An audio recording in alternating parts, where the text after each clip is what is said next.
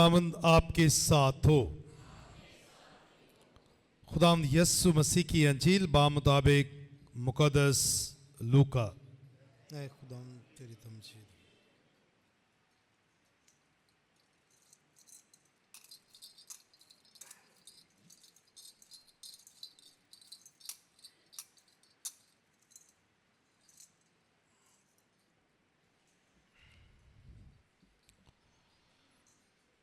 उसके पहले बाब की 26वीं से 38वीं आयत।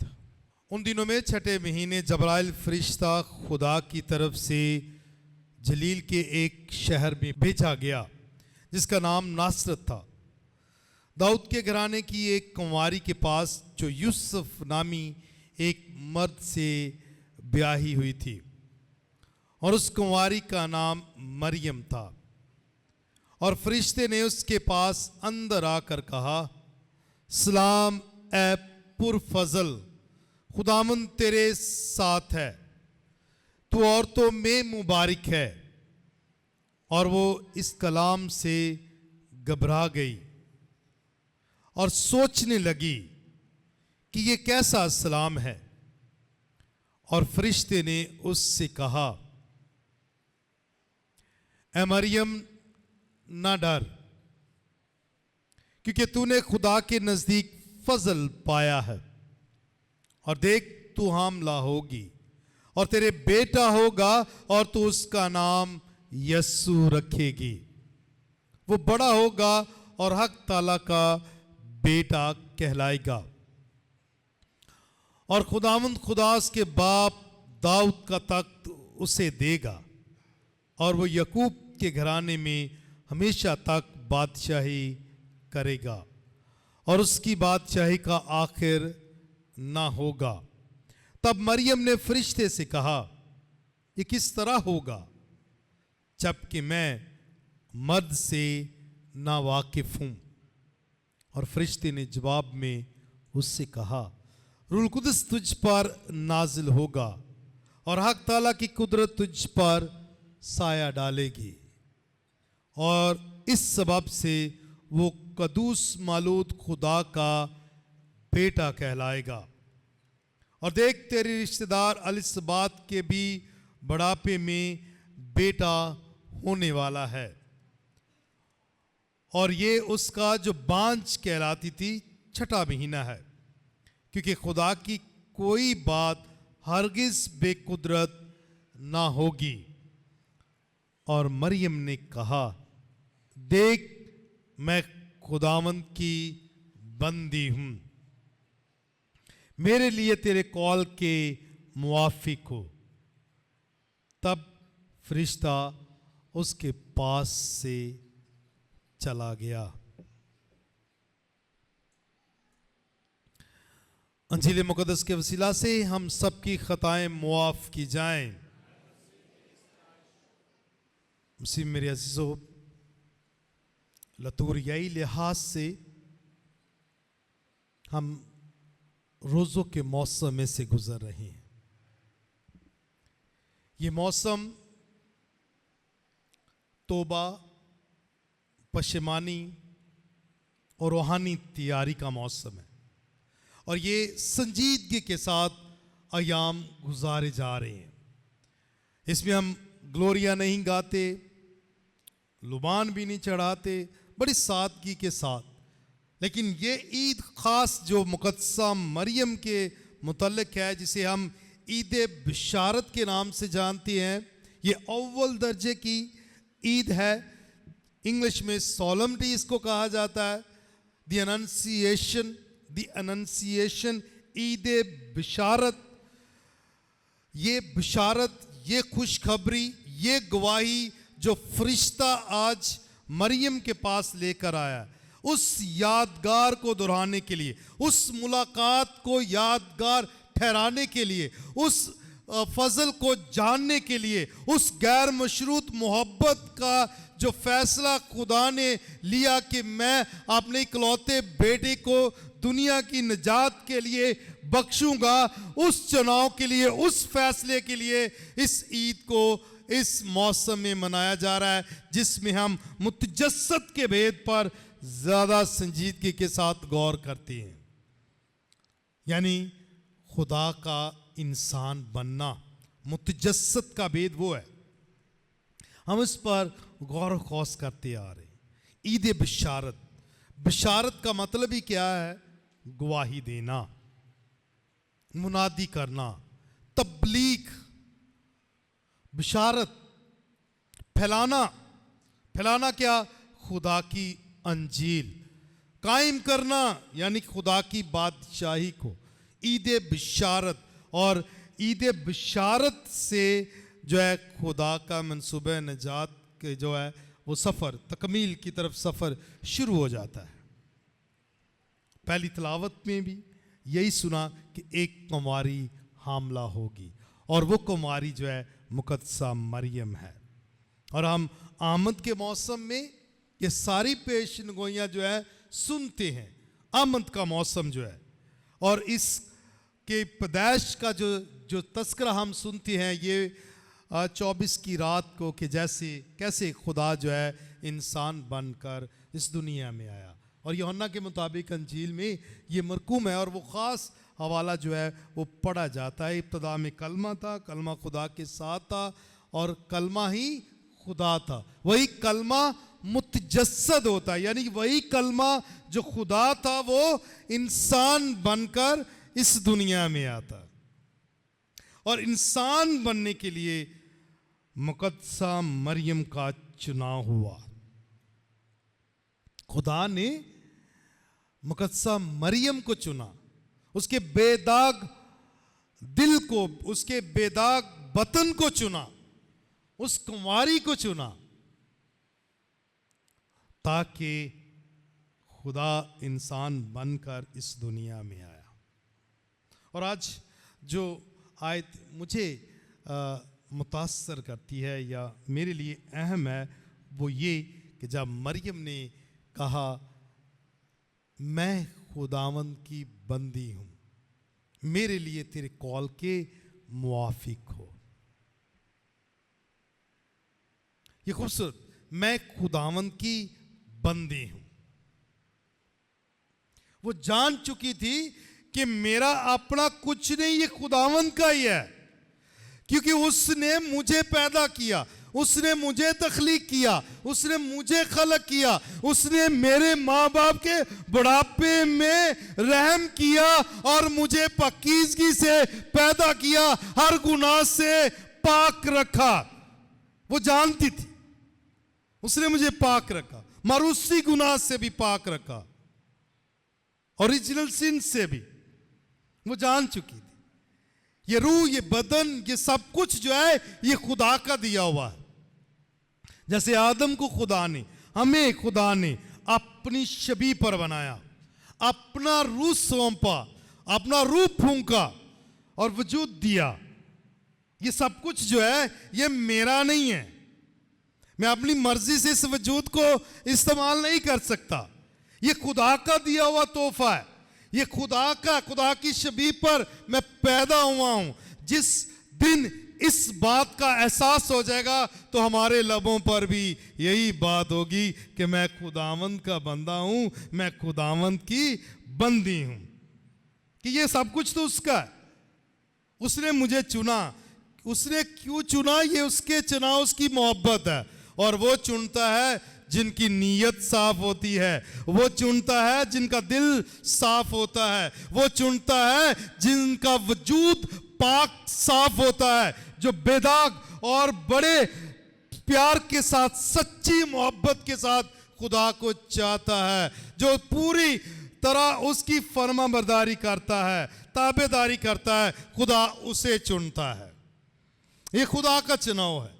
और मरियम में भी ऐसा ही हुआ। जब मरियम ने सारी औरतों में से इस नौजवान दुशीजा को, कुमारी को चुना, इस कुमारी को चुना।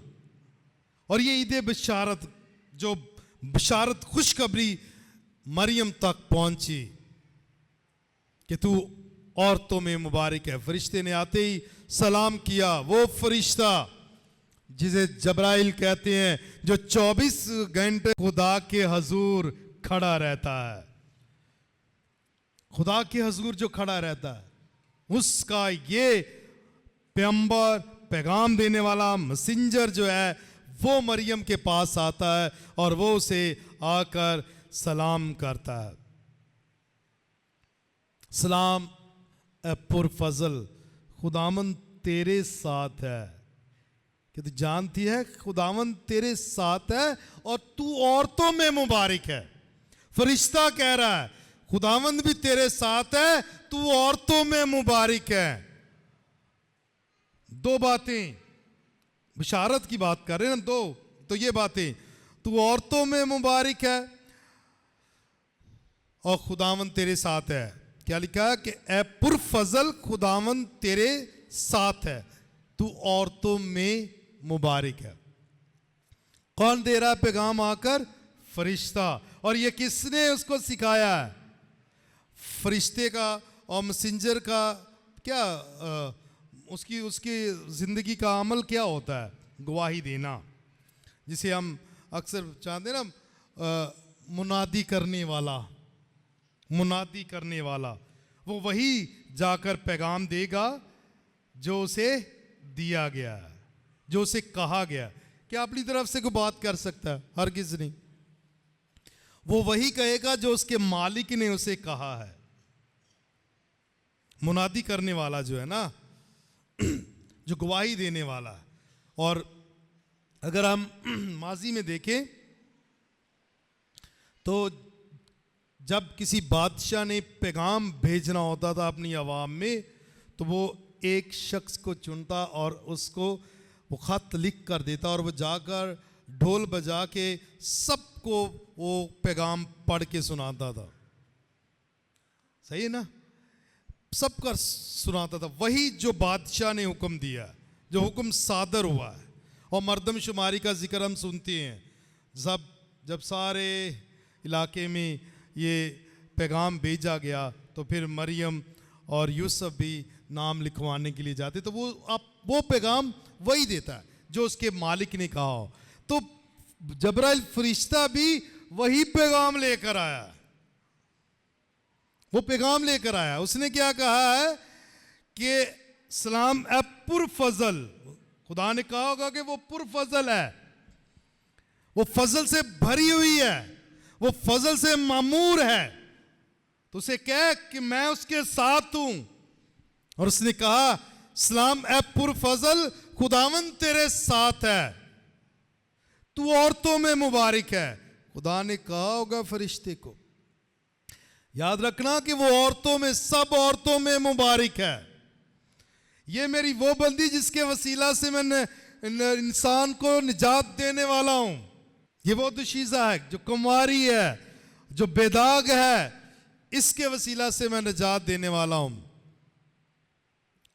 गो के लिखा है कि मरियम इस कलाम से घबरा गई। तो फरिश्ते ने कहा मरियम ना डर, क्योंकि तूने खुदा के नजदीक फजल पाया है, तू खुदा की चुनी हुई बंदी है। ना डर, मैं जानता हूं तू पुरफजल है, तुझे खुदा ने तुझ पर रहम और फजल किया है। तुझे डरने की जरूरत नहीं, तुझे घबराने की जरूरत नहीं। देख तू हामला होगी और तेरे बेटा ही होगा और तू उसका नाम यस्सु रखेगी, वो हक ताला का बेटा कहलाएगा। खुदावंद खुदा उसके बाप दाऊद का तख्त उसे देगा। ये सारी बातें उसने दी क्योंकि उसको कहा गया ना कि मंसूबा एक निजात क्या है, और वो सब कुछ उसे बयान करती है। सलाम ए पुरफजल, तू खुदावंद तेरे साथ है, तू औरतों में मुबारक है। ये सारा उसका वजूद। और मरियम इंसानी अगर सूझबूझ में कई कुछ चीज़ें अगर वो नहीं जानती थी, फरिश्ते ने वो उस पर अयां कर दी, उस पर जाहिर कर दी। और उसने क्या कहा, देख मैं खुदावंद की बंदी हूं। पहले ही मैंने अपना सब कुछ उसे दिया, अब तो उसने भी अपना फजल दिखा दिया है। उसने मुझे चुन लिया है, उसने मुझे मखसूस किया है कि वो अपने बेटे को मेरे बेदाग वतन के जरिए से पैदा करना चाहता है, तो मैं खुदावंद की बंदी हूं, मेरे लिए तेरे कॉल के मुवाफिक हो, मुझे कोई इतराज नहीं। मैं फरमाबरदारी के साथ, दिल से, पूरे ईमान के साथ कबूल करती हूं, मेरे लिए तेरे कॉल के मुवाफिक हो। यह है मरियम जिसे फरिश्ता भी कहता है कि तू औरतों में मुबारक है, जिसे फरिश्ता भी ये कहता है कि तू औरतों में मुबारक है। जो रूह कुद्स से भर जाती है एलिसबात, वो भी उसे मुबारक कहती है, उसके बतन के फल को मुबारक कहती है, उसके ईमान को मुबारक कहती है। उस ईमान को जो जिसने कलमा मुतजस्सद को कबूल किया, वो मरियम ही थी, पहली खातून जिसने कलमा मुतजस्सद पर ईमान रखा। ये है फरिश्ते का पैगाम, रूह कुद्स से जो मामूर हैं, पुरफजल हैं, वो मरियम को मुबारक कहते हैं। और मरियम क्या कहती है कि मैं खुदावंद की बंदी हूँ, मेरे लिए तेरे कॉल के मुवाफिक हो। यहाँ ईद बशारत पर यह पैगाम है कि ताबेदारी मरियम की देखें, उसने अपना वजूद, अपना सब कुछ खुदा के मंसूबे के लिए पेश कर दिया।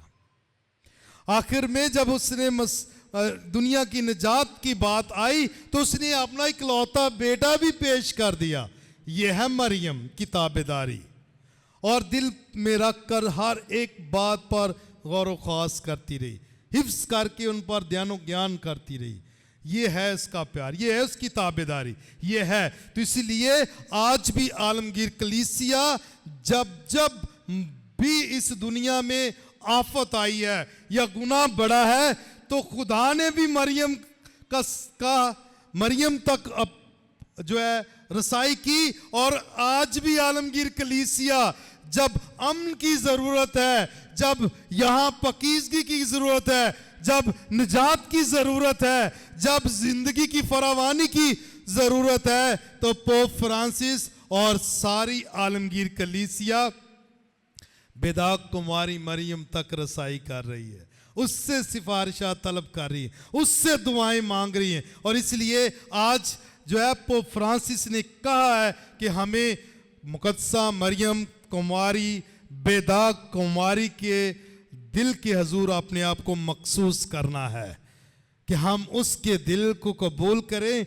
और उसकी उस मोहब्बत को जानें और उसके मजाज को अपनाएं और उसकी तरह ताबेदारी करें। हम सब मोमनीन जो इस दुनिया में हयात में हैं, जिंदा हैं, हमें उसके मजाज को अपनाने की ज़रूरत है, ताकि हर गली में, हर मोहल्ले में, हर शहर में, हर मुल्क में, हर कॉन्टिनेंट में, यहाँ तक कि सारी दुनिया में अमन कायम हो। और अमन कायम करने के लिए मरियम की सिफारिशात तलब की जा रही हैं। तो ईमान के साथ आपने अपनी ज़िंदगी का जायज़ा लें कि मैं किस हद तक खुदा के कलाम के पर अमल करके 100 गुना, 60 गुना और 30 गुना फल लाता हूँ। आज मरियम का मिजाज अपनाने की ज़रूरत है। आज हमें मरियम की तरह जो है दुनिया की खातर अपने आप को पेश करने की ज़रूरत है।